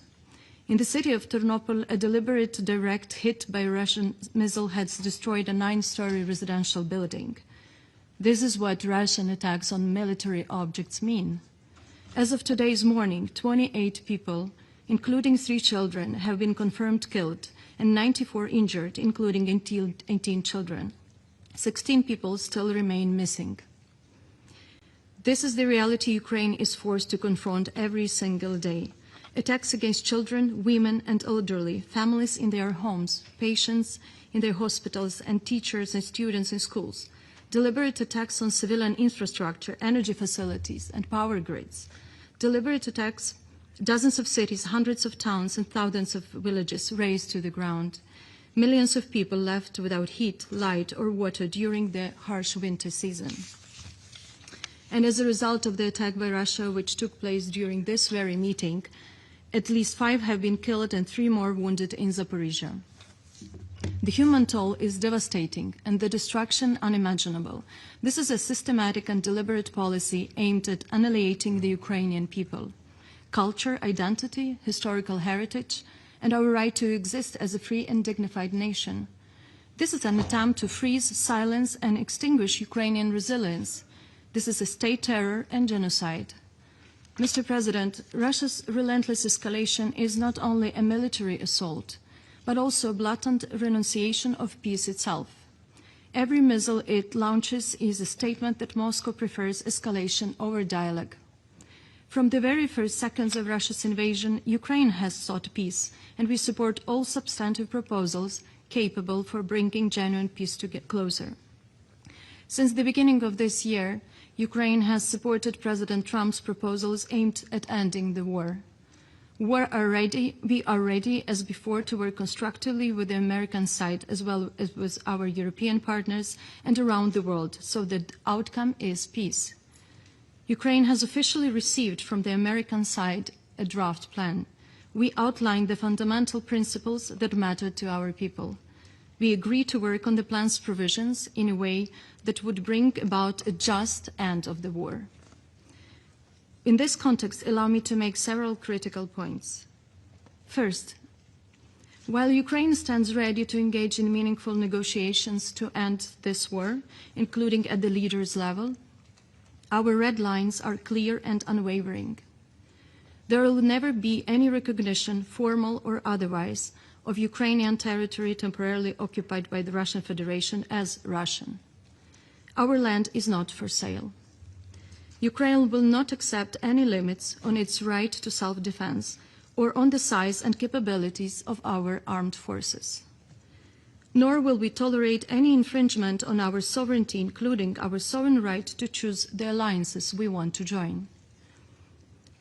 Any genuine peace process must respect a fundamental principle: nothing about Ukraine without Ukraine, and nothing about Europe without Europe.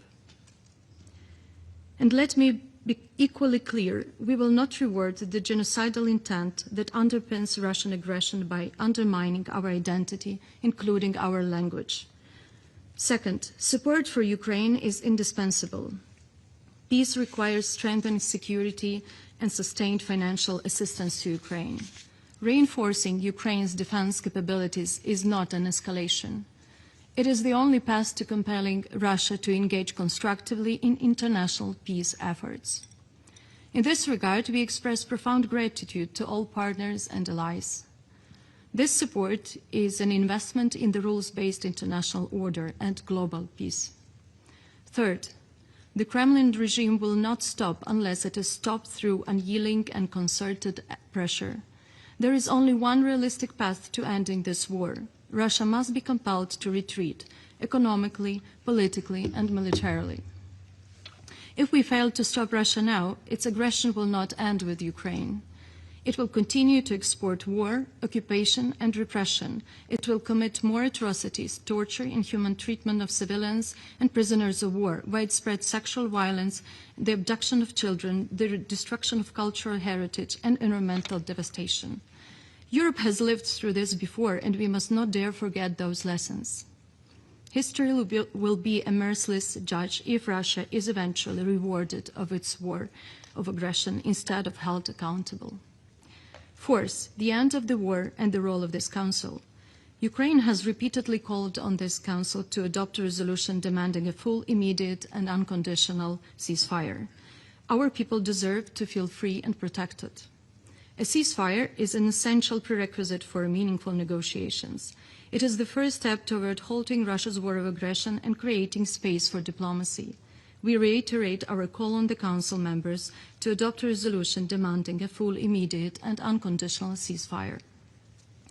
Mr. President, today the world marks World Children's Day and reaffirms that every child has the inherent right to life, to grow up in a safe environment, to preserve their identity, to remain with their family whenever possible, and to enjoy their childhood and future. Yet in Ukraine, Russia's contribution to this global observance is the bodies of Ukrainian children pulled from beneath the rubble. Since the beginning of the full-scale invasion, almost 700 children were killed. More than 2,000 have been wounded. tens of thousands have been forcibly transferred and deported. We cannot bring back the children whom this war has already taken. We cannot undo the horrors that Russia has inflicted on Ukrainian boys and girls. But there is one thing we can still do and must do together. We can stop the abduction of Ukrainian children. We can end this crime now before more young lives are stolen, before more families are torn apart.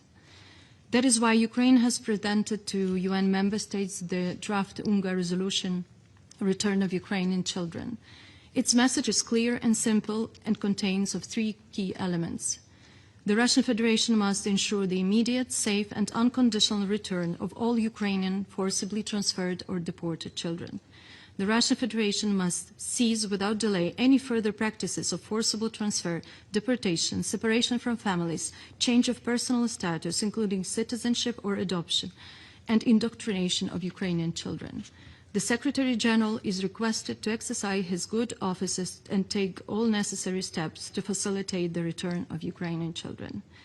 The vote will take place in early December, and we call on all member states to support this concrete humanitarian initiative. I thank you, Mr. President. I thank the representative of Ukraine for the statement. I'll now give the floor to the representative of Lithuania. Thank you, Mr. President. I have the honor to speak on behalf of the Baltic states, Estonia, Latvia, and my own country, Lithuania. We also align ourselves with the statement by the European Union. I sincerely thank the UN briefers for their substantive reports. We are shocked by yet another drone and missile attack on Ukraine yesterday. Russia fired 476 drones and 48 missiles that killed 25 people and in an apartment building in the city of Ternopil, with about 80 others wounded. We reiterate our full support and gratitude to the UNDP resident coordinator Matthias Schmale and his team, as well as UN agencies providing humanitarian assistance across Ukraine in the extremely dangerous environment.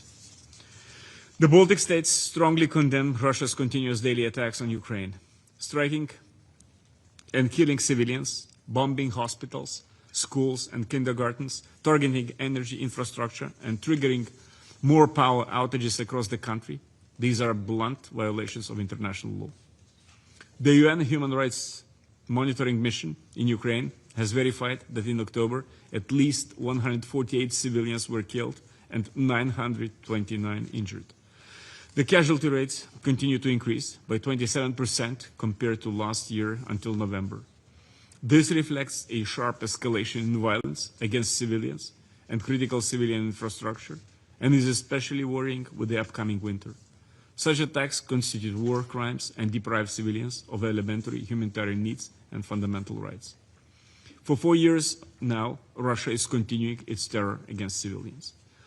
The latest report by the Independent International Commission of Inquiry on Ukraine states that Russian authorities have systematically coordinated actions to drive out Ukrainian civilians from their homes in the occupied territories.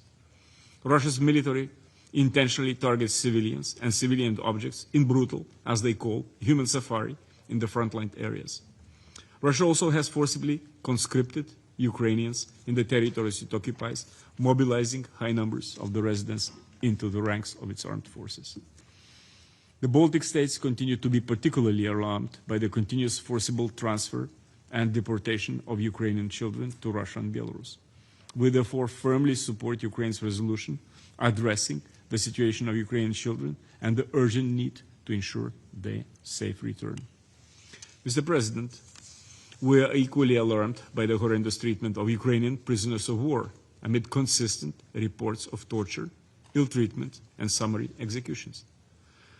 Such a treatment is a war crime and must be prosecuted accordingly.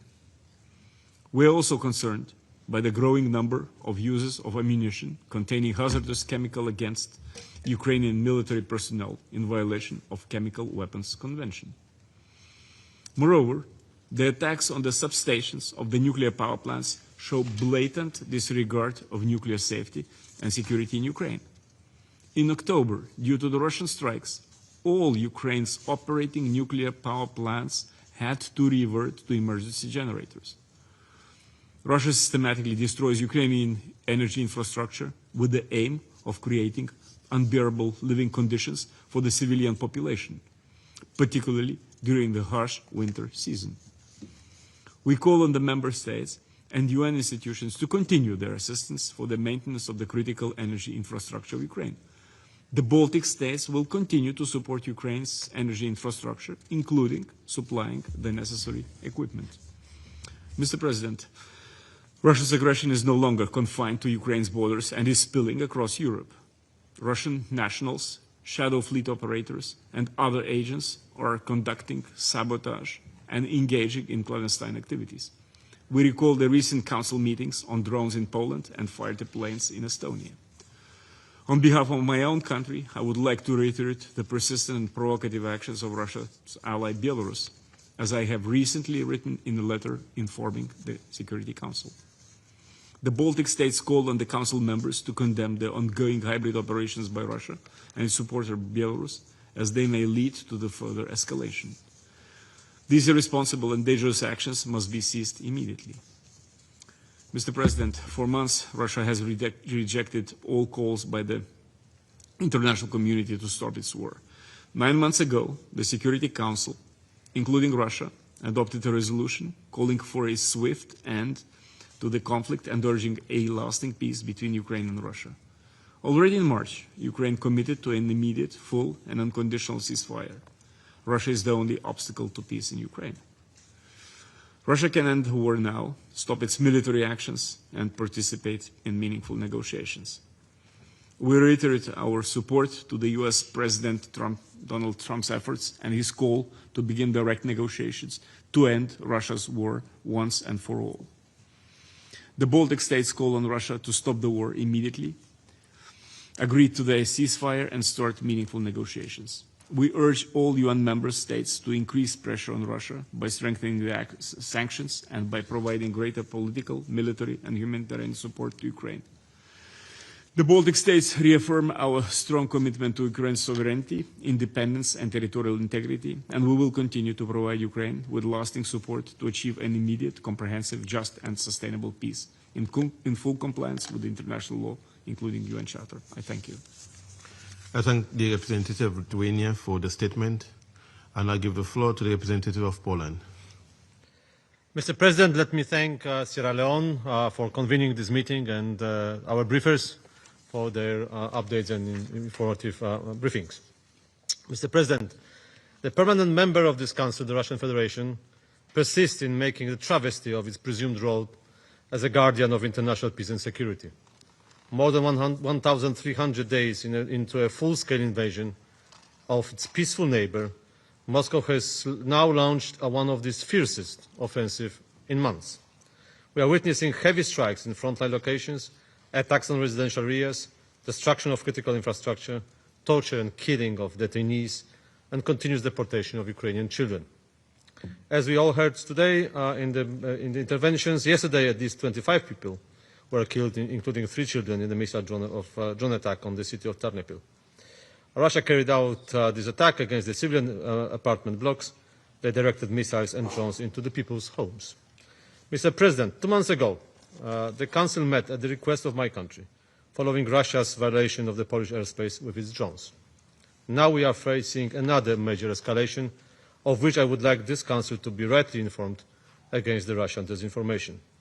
On November 15 to 16, 2 acts of diversion targeting Polish railway infrastructure occurred, including the blowing up of a section of the track on the Warsaw-Lublin route, which is crucially important for the delivery of the aid, including the United Nations assistance, to Ukraine. According to the investigation, these were intentional actions aimed at causing a railway disaster. Many people's lives were put at risk.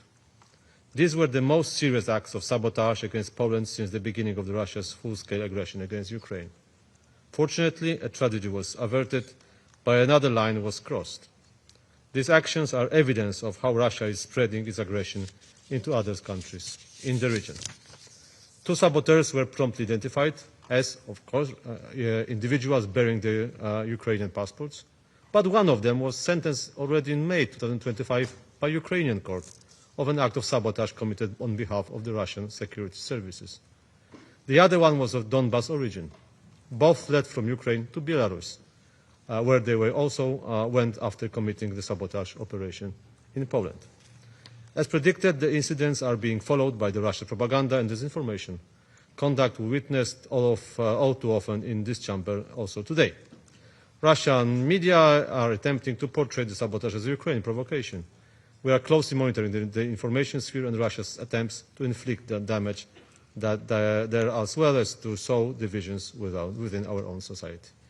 Mr. President, all this is happening in defiance of diplomatic initiatives, especially those led by the United States and President Trump, and despite the will of the international community repeatedly expressed here at the UN.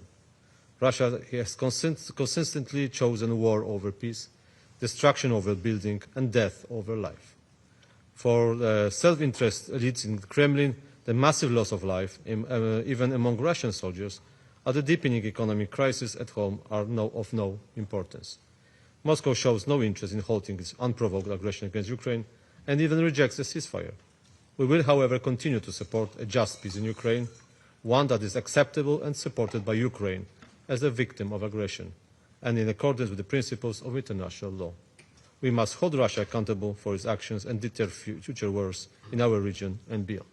Mr. President, Ukraine's reconstruction will remain our high priority. Poland will host the Ukraine Recovery Conference in 2026, aiming to strengthen the coordination of reconstruction efforts and mobilize the support of all international partners in order to accelerate Ukraine's recovery and modernization. Poland will also continue to support the provision of military assistance to Ukraine, as well as economic sanctions against Russia in order to curb its ability to fuel the war. We call on all peace-loving countries to join in those efforts.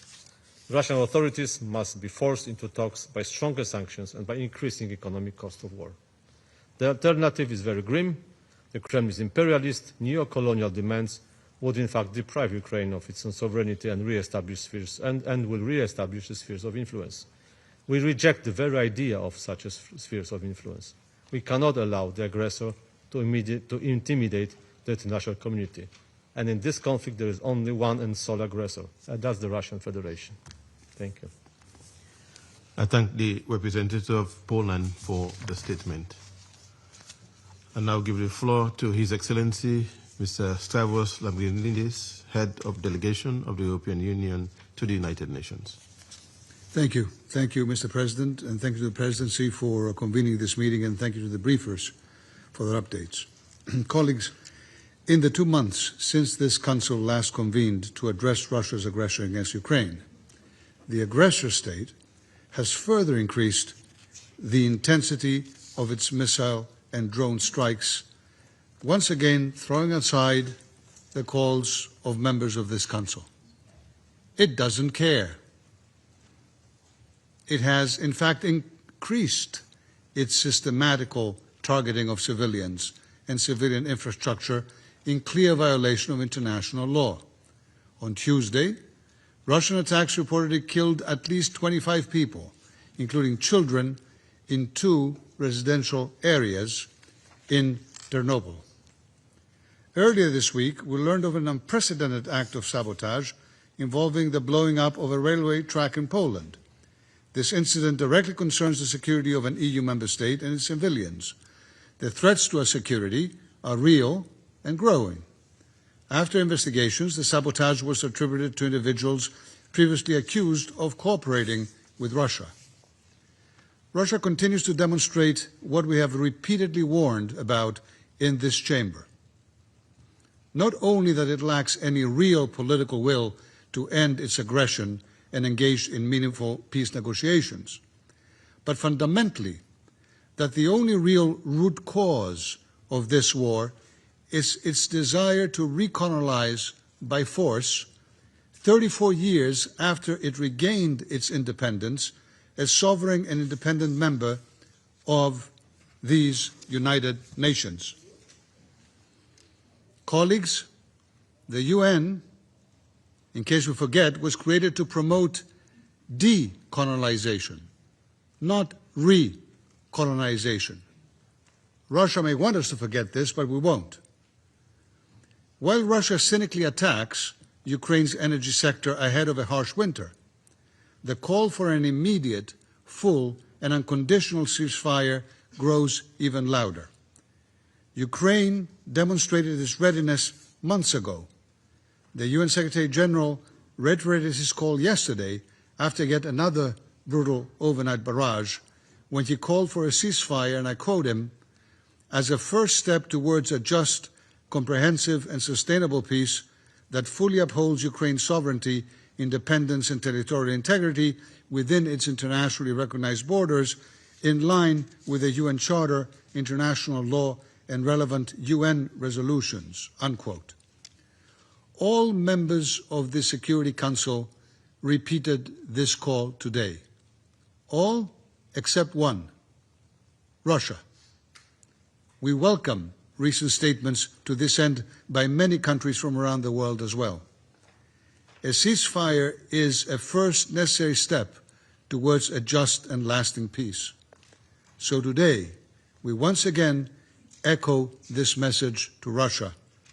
Stop the killing, stop it, and join Ukraine at the negotiating table.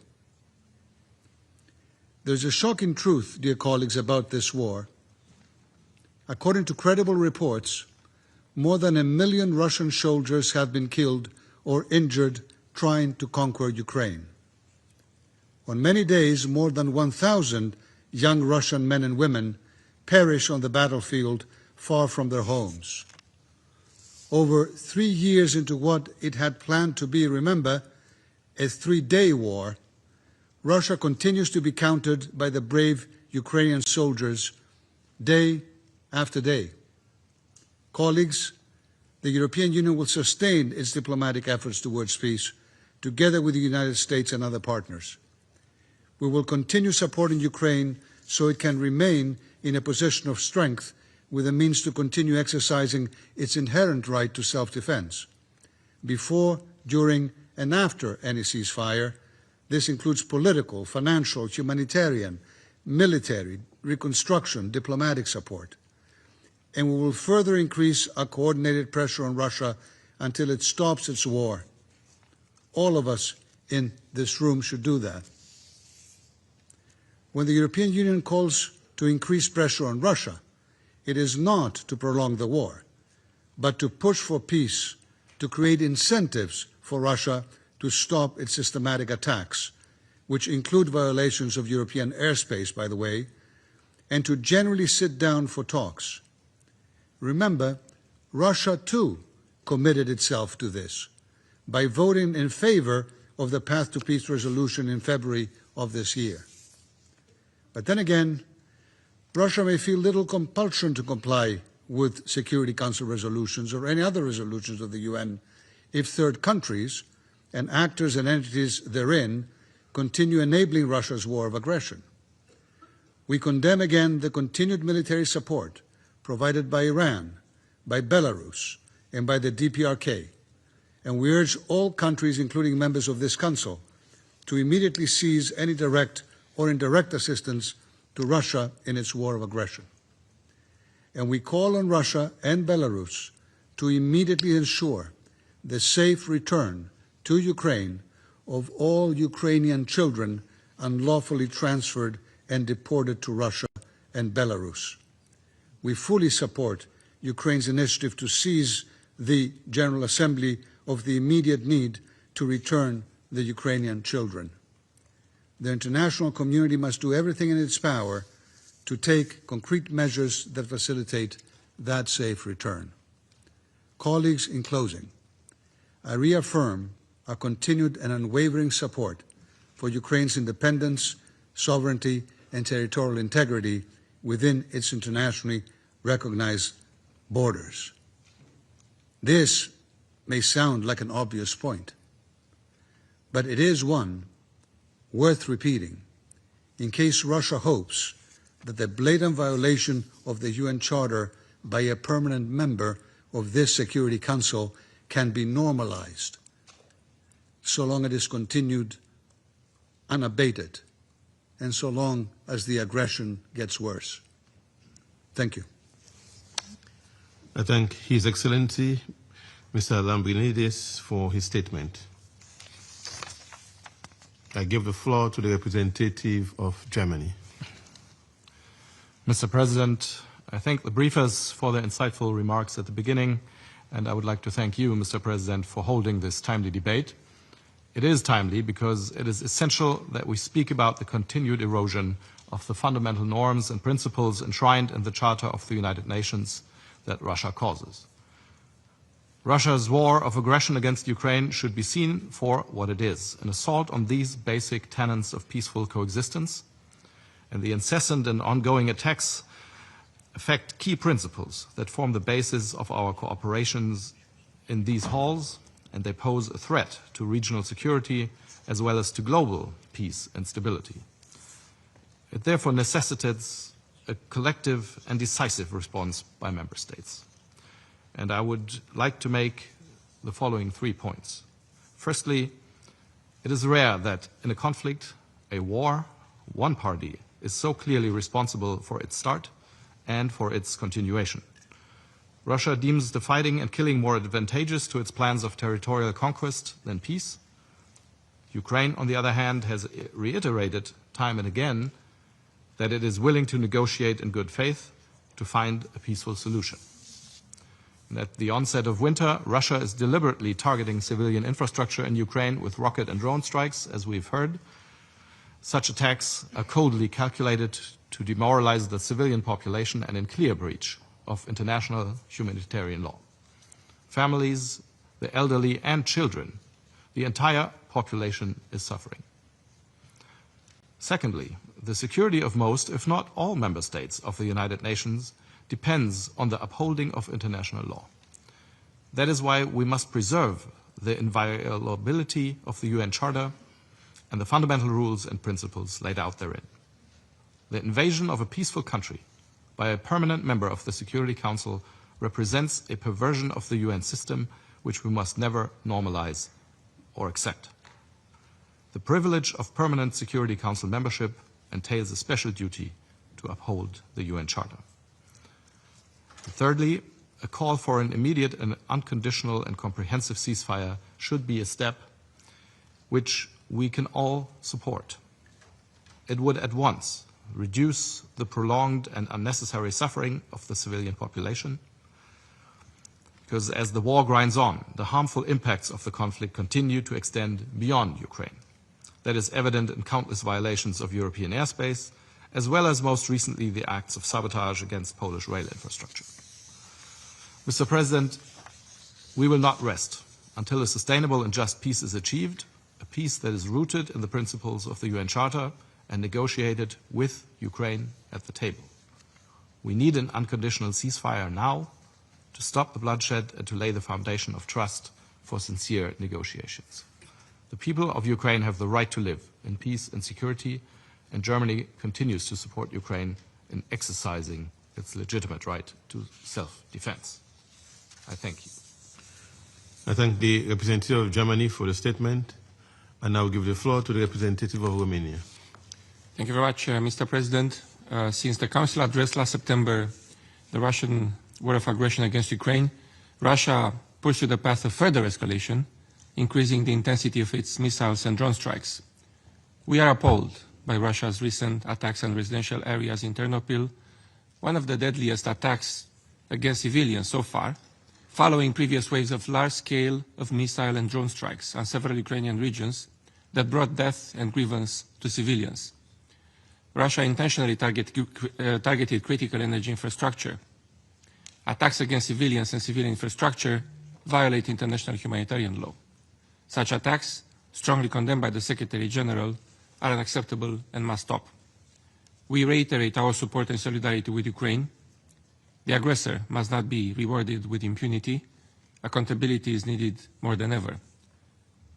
Mr. President, as a country with the longest border Ukraine has with a friendly neighbor, we are concerned with Russia's irresponsible behavior as it continues to attack Ukrainian civilian infrastructure also in the vicinity of Romania. During the night of 10 to 11th of November 2025, an unmanned aerial vehicle of the Russian military forces violated yet again the Romanian airspace. The fragments recovered by the Romanian authorities from the crash site of the aircraft undoubtedly prove its affiliation and involvement in the massive attack that same night against Ukrainian civilian infrastructure located in the vicinity of Romania. The latest violation of our airspace took place yesterday, November 19th.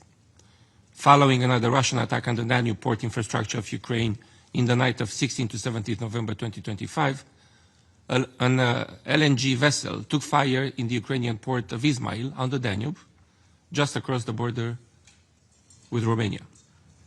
In light of the increased risk of a potential explosion, the Romanian authorities took the extraordinary measure of temporarily evacuating 2 nearby villages to ensure the safety of their inhabitants. Russia is a permanent member of this body and is expected to be a guarantor of international law and the UN Charter, and such actions are unacceptable. We strongly condemn the repetitive nature of violations of the Romanian airspace by Russian drones, which poses serious risks for the safety of Romanian citizens, as well for the security of Romania and the region at large. Mr. President, it is imperative to exert massive pressure to stop this unprovoked war. Romania will fully implement the United States and international sanctions imposed on Lukoil. At the same time, the violation of EU restrictive measures is now a crime and can be punished with imprisonment according to a draft law adopted by the Romanian government just in the past few days. Our long-standing position since day one of the invasion of Ukraine is clear. The achievement of a comprehensive, just and lasting peace needs to be in line with the UN Charter and the principle of sovereignty, independence and territorial integrity. We simply cannot reward an aggressor which has a historical record of relapsing in breaching international law. We reiterate our continued support for Ukraine's independence, sovereignty and territorial integrity within its internationally recognized borders, as well as for its legitimate right to self-defense under the UN Charter. A full, immediate and unconditional ceasefire remains necessary as a first step towards a comprehensive, just and lasting peace. And just to echo the points made by the US Secretary of State today, it is high time to, quote, for an extensive exchange of serious and realistic ideas, unquote. Thank you, Mr. President. I thank the representative of Romania for the statement. I'll now give the floor to the representative of Sweden. Thank you, Mr. President. I have the honor to speak on behalf of the 5 Nordic countries, Denmark, Finland, Iceland, Norway, and my own country, Sweden. We thank DPPA and OCHA for the briefings, and we commend the bravery and professionalism of all humanitarian workers. Mr. President, we meet in the wake of renewed, large-scale Russian attacks against civilians and civilian objects in Ukraine. The recent drone and missile barrage at Ternopil, Lviv, and Ivano-Frankivsk claimed at least 25 civilian lives, left hundreds injured, and caused extensive electricity blackouts. This is no coincidence. As we approach the 4th winter of Russia's full-scale invasion, we once again witness Russia's deliberate targeting of residential areas and energy infrastructure across Ukraine. In addition, Russia continues its attack on humanitarian personnel.